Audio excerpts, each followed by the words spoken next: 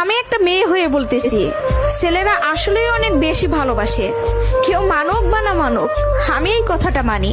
এটা একটা আপুর গল্প। আপু আমাকে বলছিল, আমি যখন ইন্টার ফার্স্ট ইয়ারে পড়ি, একটা ছেলে আমার পিছনে সব সময় ঘুরঘুর করতো। আমি যেখানেই যেতাম ও ঠিক আমার পিছনেই থাকতো। আমরা একই মহল্লাতে থাকতাম। সেই ছোটবেলা থেকে আমি ওকে দেখতেছি। একটু জেদি, তবে কোনো মিথ্যা নেই ওর ভিতরে। ফলচাতুরি এসব কিছুই বুঝে না, আর অনেক চাপা স্বভাবের একজন মানুষ।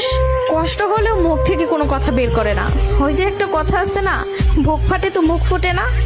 এমনকি আমি যখন ওকে দাঁড় করাই বলতাম, কিছু বলবেন, ও বলতো না কিছু না। একদিন আমি ওকে প্রপোজ করলাম আর বললাম, আপনাকে দিয়ে কিছু হবে না, আমি সারাটা জীবন আপনার সাথে থাকতে চাই, আপনার বউ হতে চাই আমি।